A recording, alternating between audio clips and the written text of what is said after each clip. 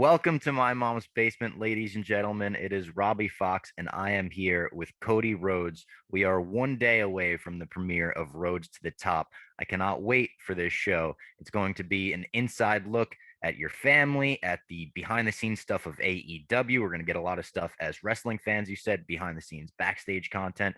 How are you, man? How are you doing? Robbie, I am the best I've ever been in my life, but I feel like as I'm saying that sounds like sarcasm. I good. I'm doing good. How are you? I'm doing well. I'm doing well. Talk to me about Rhodes to the Top. Whose idea was this initially? Who pitched it? I feel like before I talk to you about Rose of the Top, we have to tell people that we have a history, you and I, don't Yeah, we?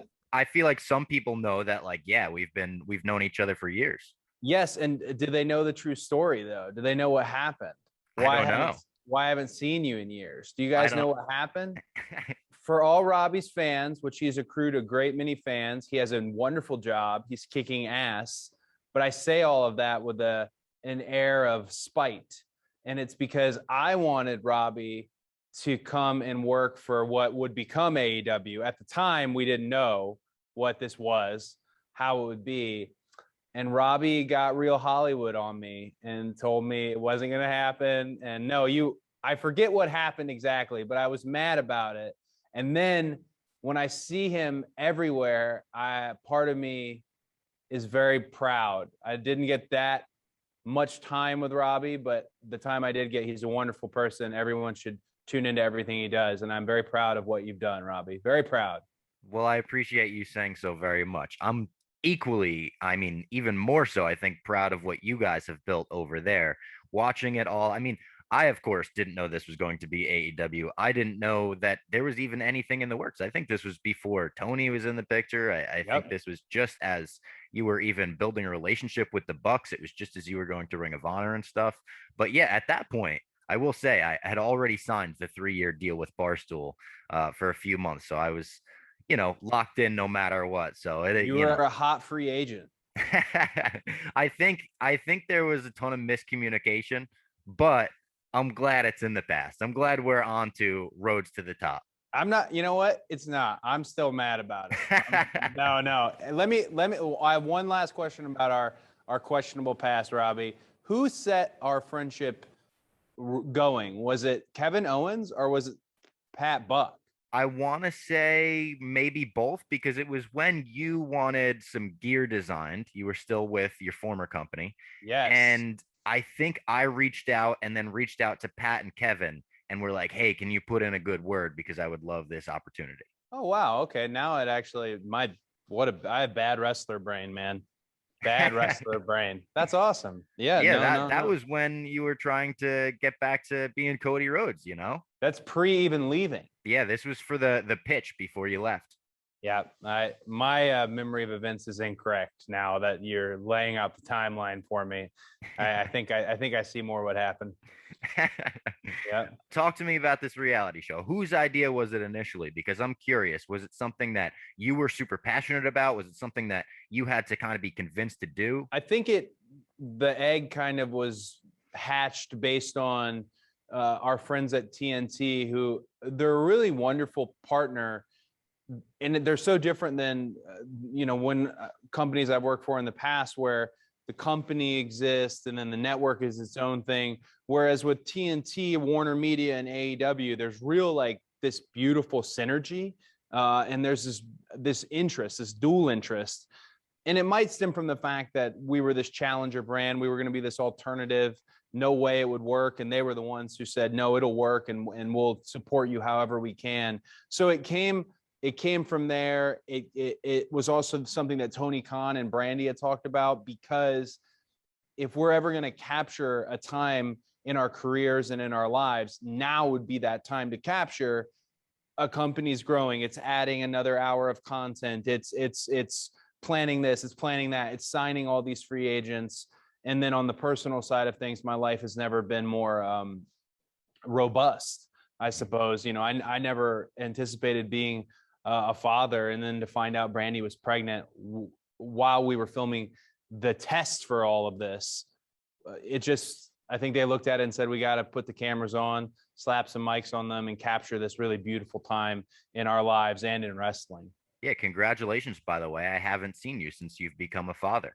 Yes, I thank you. I have the most beautiful child on earth. And Brandy put a photo out of her yesterday, and we've been real selective about if we would put photos out and if we wouldn't. But I can't wait much longer. I mean, she's she's really special, and she's the best. So this was I wanted a girl. Not that I would have been upset had it been a boy, but I wanted a girl, and for this to happen the way it did at this time in our lives, it's a beautiful thing. Yeah, Josh Rush, one of our listeners, sent in a question. He said, "How do you manage to find time for everything in your life?" I thought that was good because you really have so much on your plate. I don't know how you do it. Well, to be honest with Josh, I don't manage to find the time. A lot of stuff slips through the cracks. Not the most priority of stuff, but if I was to put it all in perspective at the moment, number one, first and foremost, priority is a father and a husband. Career wise, my priority really hasn't been my in-ring career as much as it's been AEW and being the executive live, of live events and talent. It's a lengthy ass title, forgive me. On top of that, I wanted to dive into community outreach. That's something I thought we could do a lot more of. So I started a department with Tony Khan's blessing to hit every market we go to, big, small, whether the cameras are on or off. That happened. The Nightmare Factory is rolling into another camp coming up. We've got a few kind of developmental type talents now who are going to be there, not unlike Anthony Agogo and Jade were with the factory. And yeah, we're at critical mass because Go Big Show season 2, we just wrapped at that.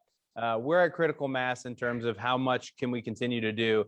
I think I'm managing it the best I can. I'm putting in as much effort into all these projects as I can. And oddly, it just looks like it's going to get more and more robust. It looks like we're adding more to the schedule, and let's go for it while we're young, right? While we're young. I mean, that sounds like chaos, but it also sounds like a great reality show right there. Just you trying to manage all of that. And I guess that's what Road to the Top is. And we're going to see a lot of backstage, behind the scenes AEW footage in this show as well, right? You've been tweeting about that. We're going to see so much of it that it almost scares me. And I was a producer on this show, and I was really proud of the authenticity that Shed Media and everybody wanted to bring to it. For a hardcore wrestling fan who thinks they know or just kind of speculate and converse and discuss wrestling, you will see a little bit more of what it's really like. And one of the things that I love is AEW has this appearance of frenzy and live and punk rock, and it appears as if it's happening. And there's, on the other side, the flip side of the coin, behind the scenes, it's very disciplined and very organized. And you have some of these genius people like an Arn Anderson and Jerry Lynn, Dean Malenko's, who are helping sharpen the swords of all these talents. And then Tony, as a leader in our industry, I'm excited for people to see how he captains the ship, the type of person he is. He is my favorite person in his small appearances on Roads to the Top. That's my favorite stuff to see because it's been a while. I think everyone has in their mind what a boss looks like, what a boss acts like, walks like, talks like. Tony's so different. And he really looks like the direction we're going with business and with entertainment and with sport, everything with that type of leadership. I've had very brief interactions with Tony, but in every one, he's been nothing but a delight. Did he say, "Let's fucking go"? I think he did. Yeah. Yeah. I think right before we did the little segment with Jericho and MJF, I think he was like, "Let's fucking go, guys. Here we go." His enthusiasm is infectious. The other day, he didn't have any room in his car, and he was being driven away from the building, and Preston Vance was there waiting for a shuttle that was never coming. And I think it's one of my favorite things ever because Tony drove by, stuck his head out the window and screamed, "LFG, let's fucking go." And then just left him there. And I don't think he realized he left him there. I don't think he'll ever know until he watches this. But yeah, Tony's the best. He's a wonderful guy. And speaking of that behind the scenes AEW stuff, how was it reuniting with Bryan Danielson? Because it's had to be a while since you'd seen him, right? way longer than I assumed it had been, because we rode together pre and just entering the Yes movement. Mm-hmm. And pre the Yes movement was kind of, I would say, a little bit more of a darker, more melancholy time. Things weren't going exactly great. And it was interesting that the man, the human being he is, never really changed. Just an honest to a fault, no pun intended to MJF, but a genuine salt of the earth. You hear very little negative ever about Bryan Danielson. That's because he's the utmost professional. And I'm so glad that he connected with fans in the way he did. He's really one of the last super organic talents to come out of WWE when they were heading towards WrestleMania 30, and just the whole nature of it was so amazing. But connecting with him was a lot of fun because he has children now, multiple houses. He's really looking at it from the perspective of, he had a lot of questions about the roster and to be here and play his music without really any micromanagement. So far with Bryan, what a free agent to get, who can really help with his own star power. The dude could go out there and play the greatest hits and fans would be happy, but he's not going to do that. He's going to push himself even more. And the fact that he gets to rub up with the MJFs, the Darby Allens, are year one and year two franchise players, you know? What did you think of that debut match against Kenny Omega? I was saying right when they started, I was in go position, and, you know, Kenny being as good as he is and Bryan being as good as he is in the dream match, you know, it's a dream match when you don't have to say dream match that often. When it, you know, the marketing, it was all there, but it wasn't forced on anyone because it truly was. The truth didn't need weight. But I was saying this will be the quickest Iron Man, or the quickest 30 minutes that ever goes by, because the fans were so connected to each of them. They didn't have to do a lot. And then they didn't get lazy with it. They didn't just take that and go, oh, we could save and leave a lot of meat on the bone. They really put it out there. If you look at pictures of Bryan after that match, look at his chest. Yeah. Look at his, that's who he is. And we got that, and we got to see him with Kenny Omega, you know, the best bout machine. So definitely gave us something special, but left enough meat on the bone that I think you'll see a lot of those, which hopefully we'll see a lot of those. And what was it like for you getting out there and wrestling in front of Arthur Ashe? There's no place in terms of, if you're an entertainer, a competitor, or whatever, there's no place like New York City. And there's a reason that so many companies from outside the United States test things out in New York City. There's a reason that's the first stop on their tour, because it really is the melting pot. It truly is a market that represents so many demos. For me to get out in front of 20,000 plus people, or 20,000 people, whatever it ended up topping out at, in such a building that has historic roots in American tennis, I was really blown away by the experience. The only thing I had comparable is a WrestleMania. Mm-hmm. And I didn't say that out loud because, you know, we're a different company. We're something else. But if there was ever a doubt on whether AEW could do a stadium event, I think we have made it clear we can, and made it clear the content you get, all of it, all 4+ hours that Grand Slam plus Rampage ended up being. It was all just truly, truly wonderful. A great memory.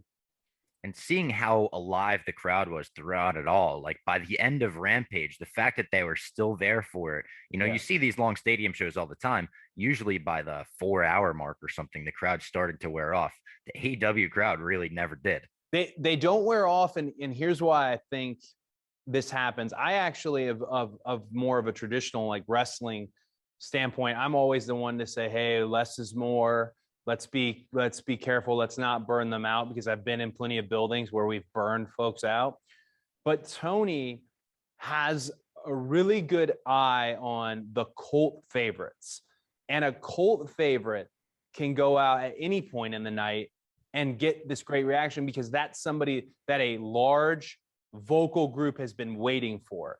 And AEW has a lot of these like if you come to an AEW show and you poll 20 people who their favorite is, you might get 20 distinct answers. Yeah. In terms of who they're there to see. And when they come to see him, they're not just coming to see him. They're coming there. They're going to buy a T-shirt. They're going to do whatever their catchphrase is. They're going to tell the people in the seats next to him, "Hey, this is the guy who puts his hands in his pockets." Whatever it is, there's a layer of pride with our fans, and I think that's why they don't burn out. I'm always the quickest to be like, "Hey, we gotta be careful. If you're ever at like an hour and a half AEW show, you know it was me."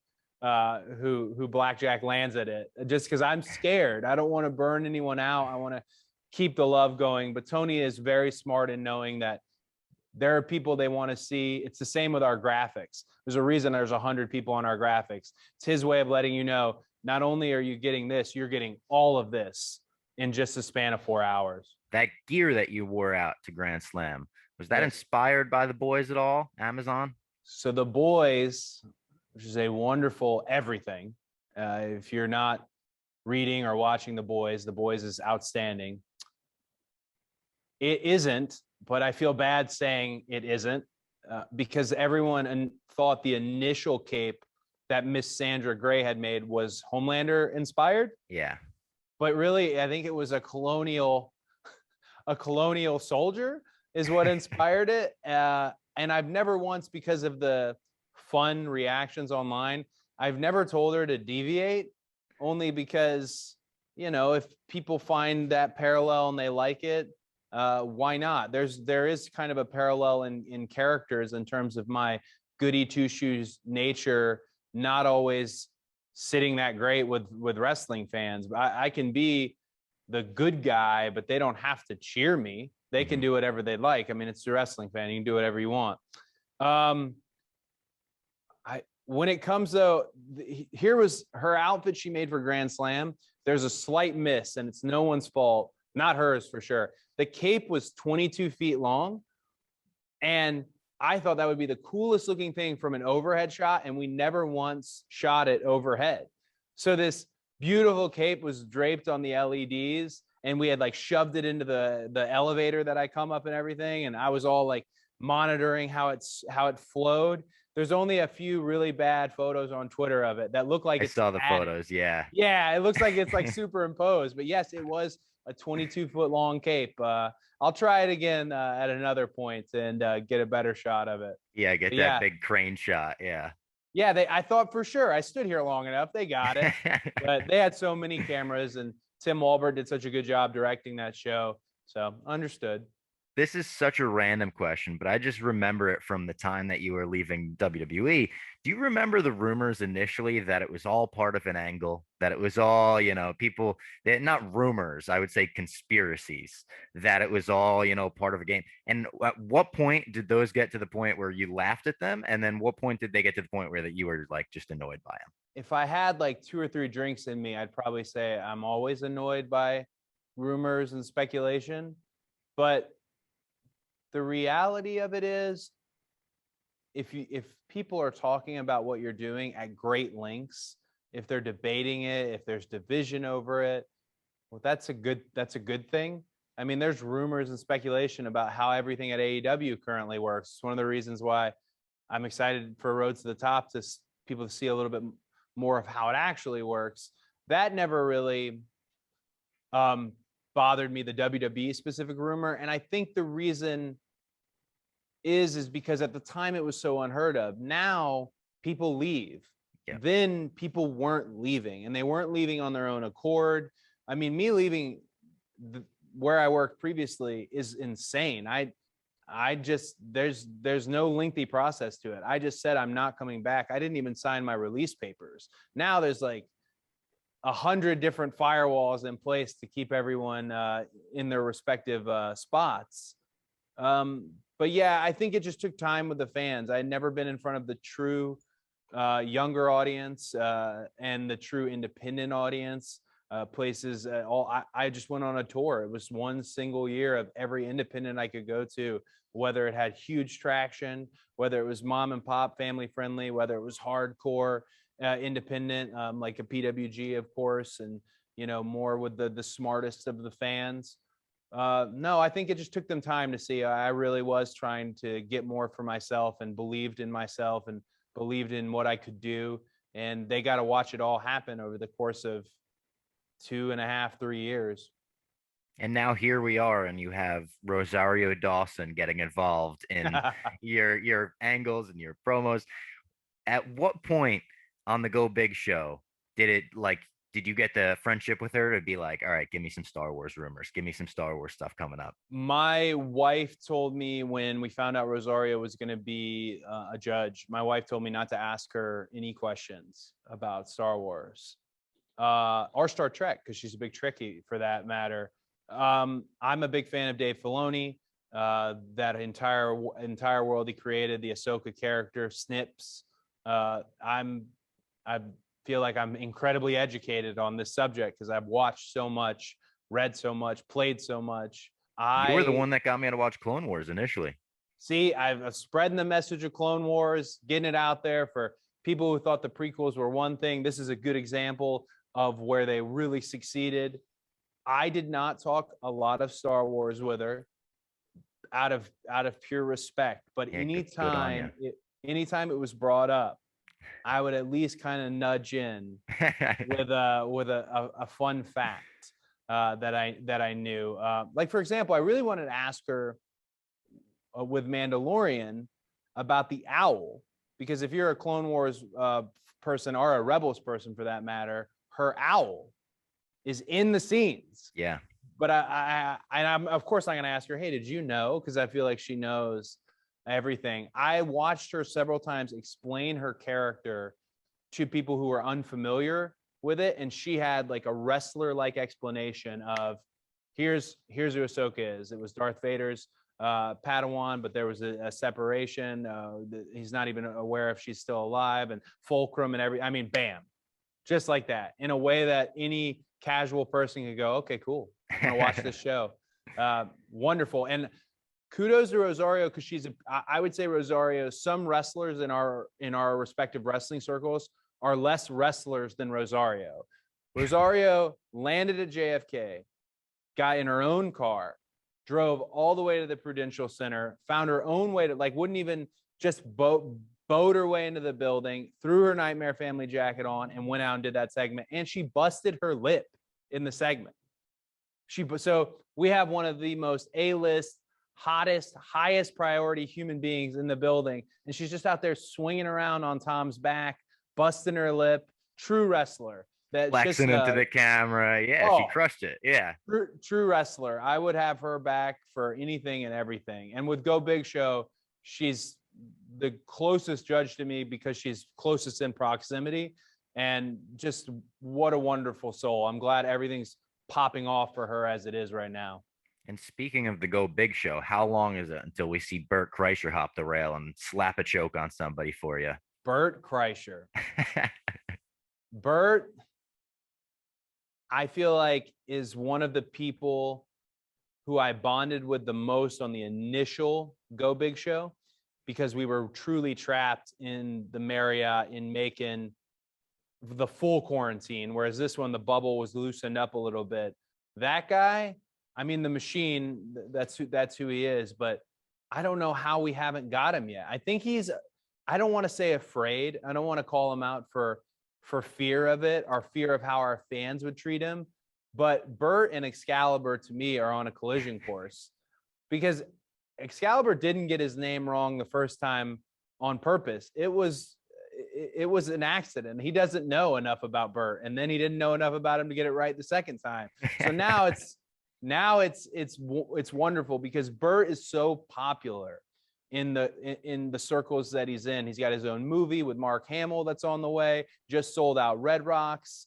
What an interesting human being to sit down and have a conversation with. I'm better for having known Bert Kreischer for 10 minutes. He's just a wonderful person. You like seeing the good guys win. He's one of them. And he's got the cast now. He could be like a cowboy Bob Orton, just come in, hit Excalibur with the big cast, you know? He's got, his whatever it did to his elbow that was under his little cowboy shirt this season, it's just dangling there. I felt bad. He was pretty he was pretty beat up. It seems like you're doing a lot more training, coaching lately. You mentioned the Nightmare Factory. I wanted to ask you, this is a question that I ask a lot of wrestlers, but it's something that just fascinates me. Do you have any pet peeves that you tell people to stay away from or that you stay away from in particular? Oh my God, you're about to get a long list. I think the biggest two pet peeves, there's kind of three things that we hit at the factory a lot. The other coaches at the factory teach a lot of fundamentals, a lot of the stuff you're going to really need. Wrestling, I try to teach a lot of human behavior because it's a one strike business. You say the wrong thing to one big star and you're paying for it for years. It's not that that's fair, but it's just the nature of the business. So a big one for me is the word yeah. I always tell people it doesn't have to be yes sir, no sir, but say yes or no. That's a big one. Posture is a big one. If you're sitting there taking notes in the seats at the factory, sit up. Your back is your money. That's a big one.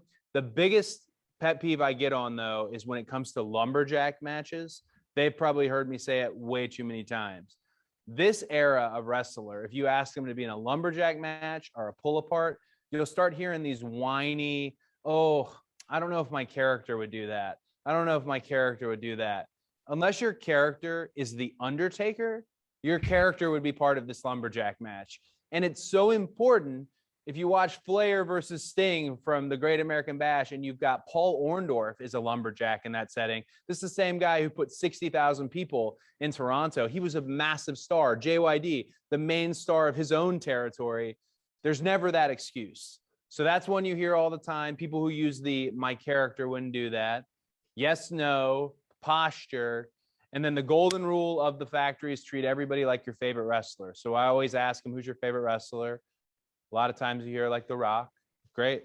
Treat everybody like they're The Rock, and you'll never go wrong if you do that. Because you get some of these new types, these MJF types, who were, I think MJF was making $40 one day, and the next day he's a massive star on television and well-deserved. He's that good. But man, does he believe his own shit.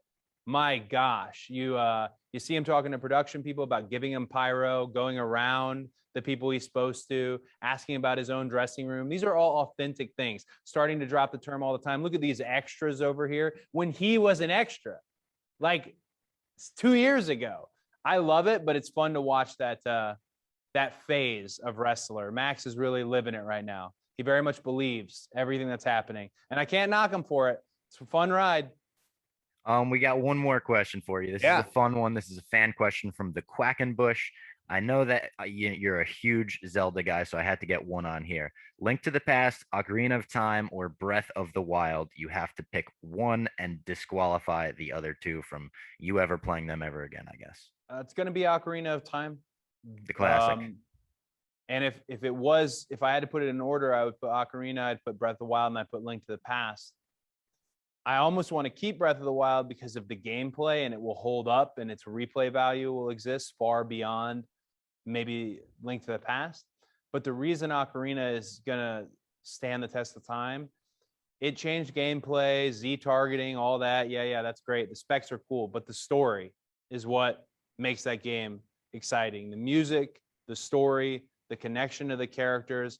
And at the time that Link was growing up, the audience who was playing that Nintendo 64 game was of that age as well. So it completely, the stars won't align like that ever, I think, for Zelda. Again, they'll have the best game every year, but that game in particular is the one I keep.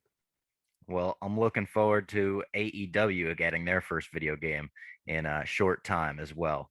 Cody, thank you so much for this. I'm looking forward to the Roads to the Top as well. Everyone check it out. Tomorrow night, it is premiering the debut. Thank you, Robbie. Thanks, Cody.